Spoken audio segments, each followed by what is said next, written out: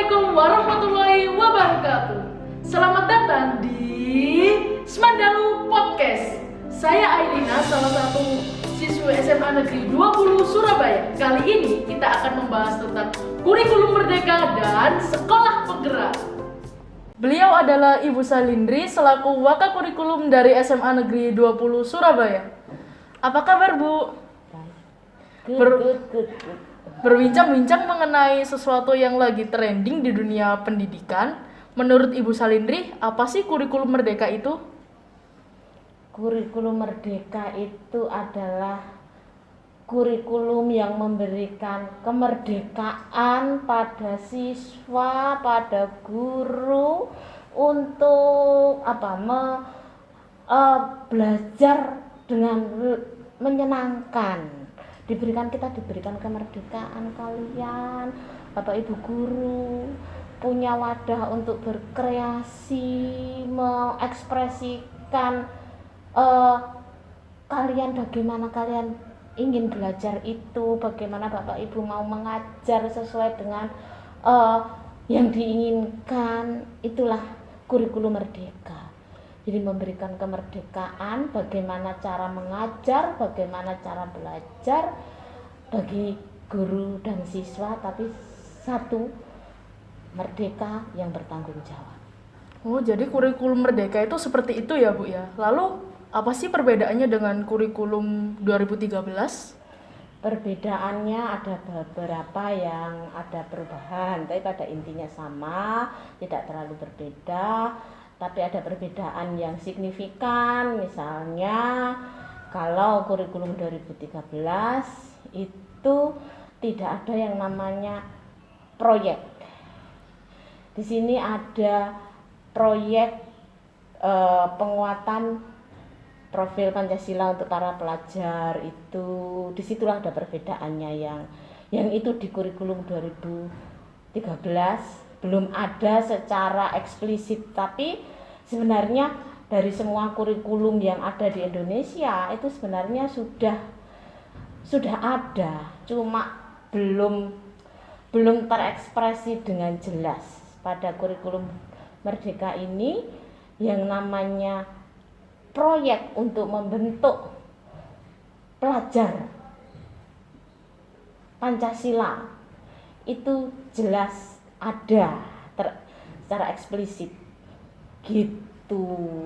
Jadi di kurikulum merdeka ini kalian nanti belajar intrakurikuler itu dikurangi.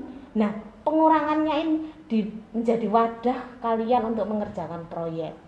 Proyek-proyek itu akan memperkuat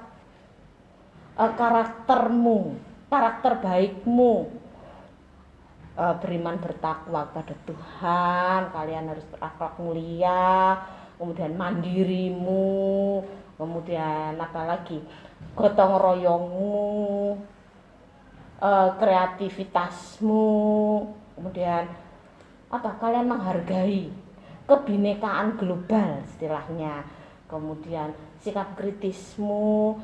Itu benar-benar ada wadah tersendiri untuk memperkuatnya itu. Tapi ingat, semua kegiatan di sekolah itu adalah semua program sekolah, kegiatan sekolah itu tujuannya adalah untuk memperkuat karakter Pancasila itu tadi, Nak. Jadi bukan cuma di proyek saja, tapi semua kebiasaan di sekolah kita, semua proses pembelajaran kita, semua ekstrakurikuler kita itu semuanya bermuara ke profil Pancasila gitu. Ya, lalu mengapa kok diterapkan kurikulum merdeka ini, Bu? Kenapa nggak menggunakan kurikulum yang lama gitu, Bu? Kita merasakan ya, kalau saya menganalisa dari buku panduan, dari permen-permen itu, kenapa kok kurikulum merdeka ini diterapkan sekarang. itu berangkat dari, kalau bisa saya katakan, keprihatinan. Berangkat dari keprihatinan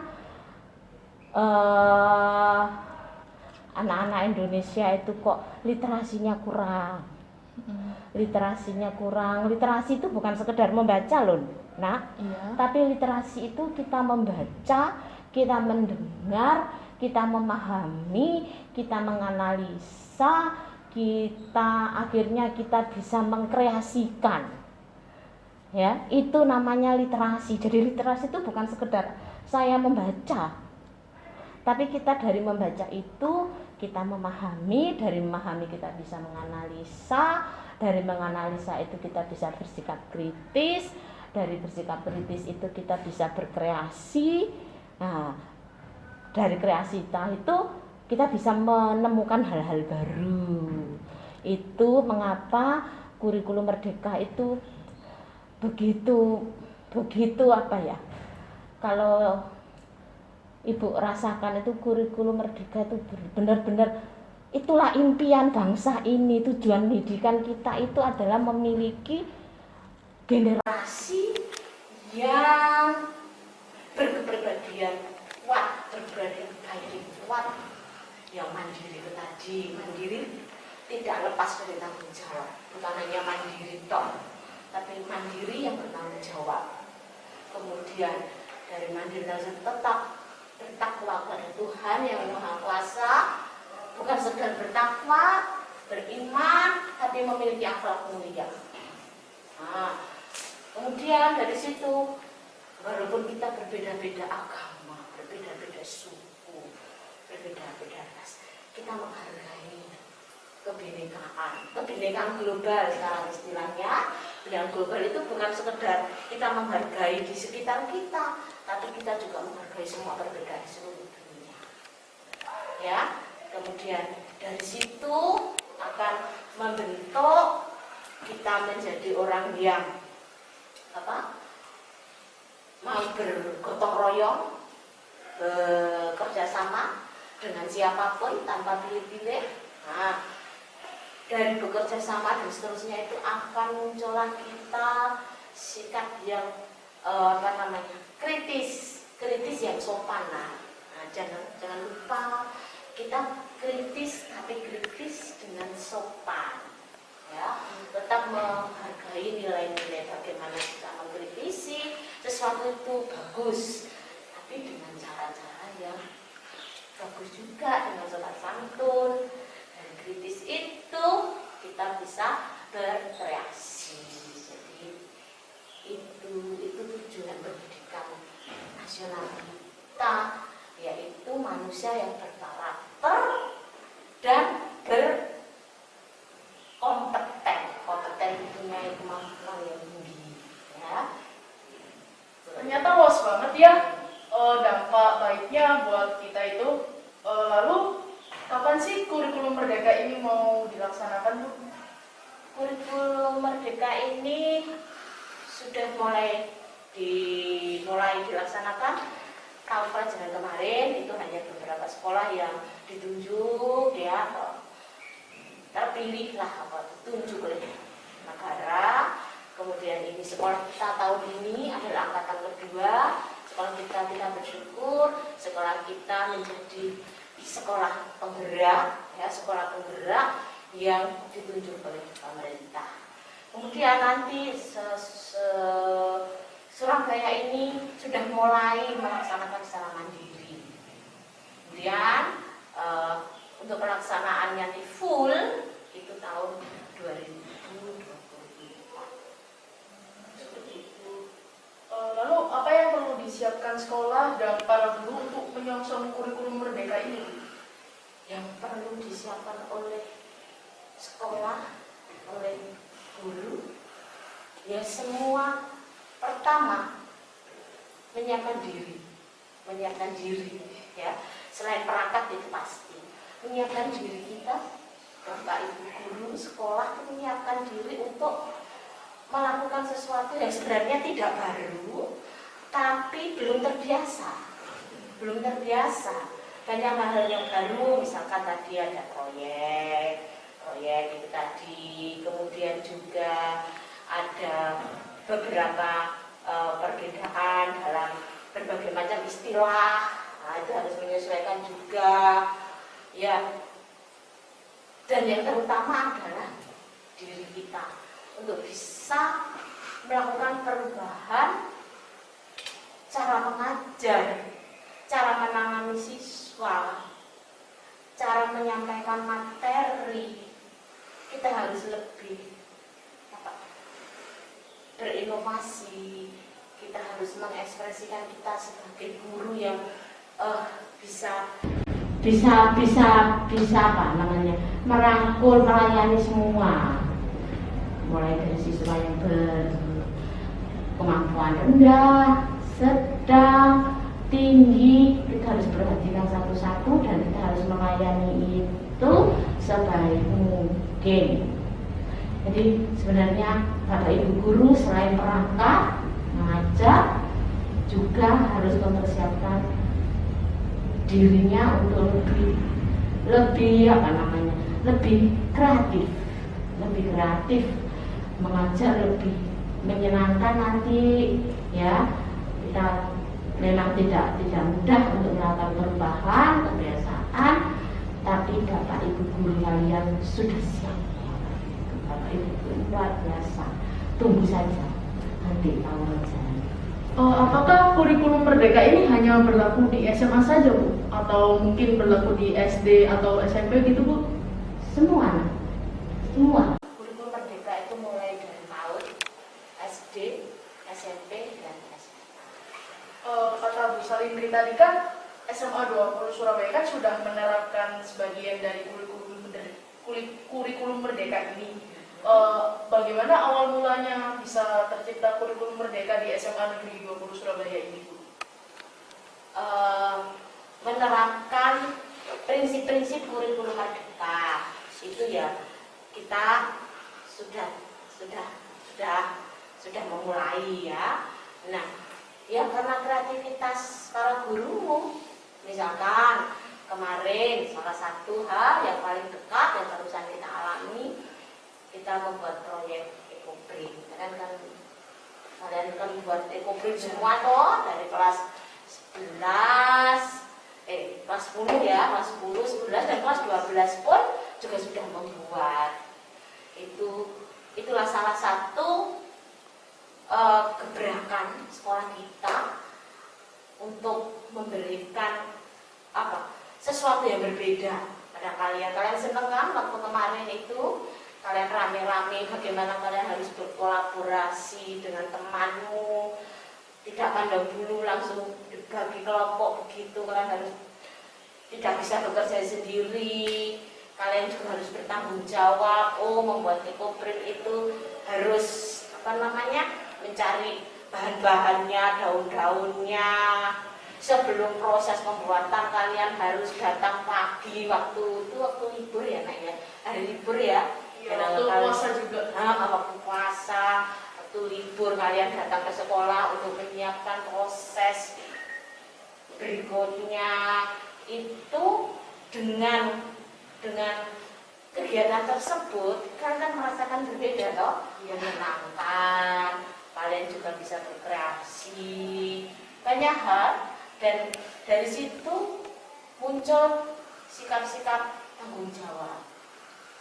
Kemarin itu Ibu perhatikan hampir 100% kalian itu sudah melaksanakan dengan baik, walaupun hari libur kalian hadir pagi-pagi sekolah, walaupun kondisi puasa kalian tetap puasa, tapi juga tetap membuat ekoprint dengan sangat baik sampai sore ya, sekitar jam 3 sore itu. Iya, itu luar biasa. Menurut pendapat Bu Salindri, dampak dari kurikulum Merdeka untuk SMA Negeri 20 Surabaya ini bagaimana, Bu? Lalu untuk kedepannya itu cocok atau tidak cocoknya itu bagaimana untuk SMA 20 Surabaya ini? Kalau kurikulum Merdeka itu sangat bagus untuk sekolah kita, karena sekolah ini sebenarnya sudah memiliki program namanya penguatan karakter baik. Dulu belum, tahun 2019 itu belum ada tercetus kurikulum merdeka ini tahun pelajaran 2019-2020. Sekolah kita sudah memiliki program namanya penguatan karakter baik. Itu kita sudah punya programnya, yang itu terintegrasi dalam perencanaan, itu terintegrasi dalam intrakurikuler dan semua kegiatan di sekolah itu. Jadi ibu rasa sekolah kita itu sudah sejak lebih apa namanya, lebih mendahului iya, lebih mendahului ya, bukan sombong ya, tapi tahun 2019-2020 itu kita sudah punya program yang namanya penguatan karakter baik. Karakter itu kan berkarakter, ada karakter buruk, ada karakter baik. Nah, kita melakukan namanya program penguatan karakter baik itu sejak tahun pelajaran 2019-2020, dan sekarang ada kurikulum merdeka yang welcome sekali kita. Berbincang mengenai kurikulum merdeka ini ada kaitannya dengan sekolah penggerak. Sekolah penggerak sendiri ini apa sih Bu perbedaannya dengan sekolah-sekolah yang biasa? Nah, sekolah penggerak namanya penggerak itu berarti kita harus menggerakkan. Apa yang digerakkan? Ya semua apa komponen yang di sekolah itu lebih bergerak. Dan yang jelas sekolah penggerak itu adalah sekolah yang menerapkan kurikulum merdeka itu. Jadi tapi sebenarnya tujuan dari sekolah penggerak itu sendiri adalah diberi istilah penggerak. Penggerak itu apa? Motor itu bergerak kemana? Bergerak ke arah yang maju. Penggerak itu jadi semua kalian, guru, semua karyawan harus punya apa namanya, semangat, bukan hanya diam terus pasrah. Nah, tapi kita harus punya semangat. Kalau menurut saya pribadi, sekolah penggerak itu sekolah yang menggerakkan semua komponen di sekolah itu untuk menghasilkan siswa-siswi yang memiliki karakter baik. Seperti itu ya Bu. Kalau hubungannya sendiri kurikulum merdeka dengan sekolah penggerak ini apa sih Bu? Sekolah penggerak itu sekolah melaksanakan kurikulum merdeka. Oh, berarti sekolah penggerak ini sekolah yang sudah melaksanakan kurikulum merdeka tersebut begitu ya Bu ya? Untuk itu adakah ciri khusus untuk penyebutan sekolah yang termasuk sekolah penggerak gitu? Menyebutkan secara khusus? Iya, khusus kayak cirinya gitu. Oh, sekolah penggerak itu bagaimana gitu? Sebenarnya pemerintah itu memilih sekolah penggerak itu bukan sekolah yang favorit, bukan sekolah yang kaya, tapi pemerintah itu memilih dari, kan ada tesnya, yang dites itu kepala sekolahnya. Kepala sekolahnya mampu enggak, dinilai mampu enggak menggerakkan sekolah itu menjadi sekolah yang luar biasa. Itu jadi kalau menurut saya pribadi, ciri khas sekolah penggerak itu dilihat dari profil kepala sekolahnya. Nah, kita bangga dong kepala sekolah kita dinilai mampu untuk menjadi kepala sekolah yang mampu menggerakkan semua komponen ini menjadi luar biasa. Untuk SMA 20 Surabaya ini kan sudah meluncurkan sebuah produk EcoPrint. Itu seperti itu berkaitan dan dengan sekolah penggerak. Berkaitan sekali. Sebenarnya semua kegiatan kita itu berkaitan dengan sekolah penggerak. Semuanya, bukan hanya EcoPrint, tapi EcoPrint ini karena Kebetulan kemarin Salah kita satunya menyebutnya sebagai proyek. Nah, proyek sekolah. Nah, itu kita itu sudah apa ya? Sudah melakukannya gitu ya. Nah, dan EcoGreen ini bisa kita jadikan salah satu tema proyek, salah satu topik proyek dari salah satu tema di proyek yang sudah ditetapkan oleh pemerintah. Jadi nanti itu di kurikulum Merdeka itu ada yang namanya proyek. Proyek itu ada tema-temanya. Tema-tema itu sudah ditentukan oleh kementerian. Nah, ada 7 tema. Nanti tahun pelajaran ini kita harus melakukan 3 tema proyek. Kita akan melakukan salah satunya adalah EcoGreen sebagai apa? Mendobrak awal dari kurikulum Merdeka ini kan. Melatih jiwa kewirausahaan. Selain lebih daripada berwirausaha, mandiri, itu gotong royong, kreatif. Menurut Bu Salindri, SMA Negeri 20 Surabaya ini kedepannya kan akan menjadi sekolah penggerak. Tanggapannya Bu Salindri itu bagaimana? Tanggapan itu senang sekali.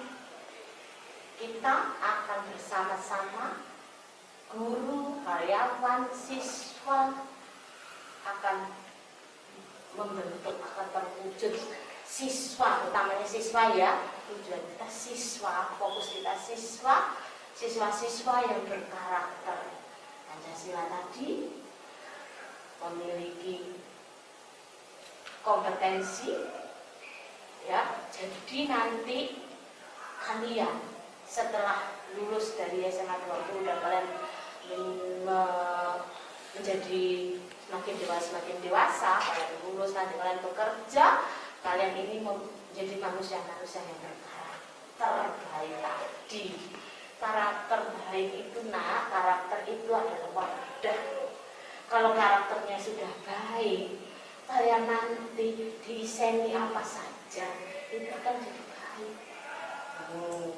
Diisi apa saja kalian akan jadi baik. Nah, kurikulum Merdeka ini adalah membentuk wadahnya ini loh, karakternya ini loh.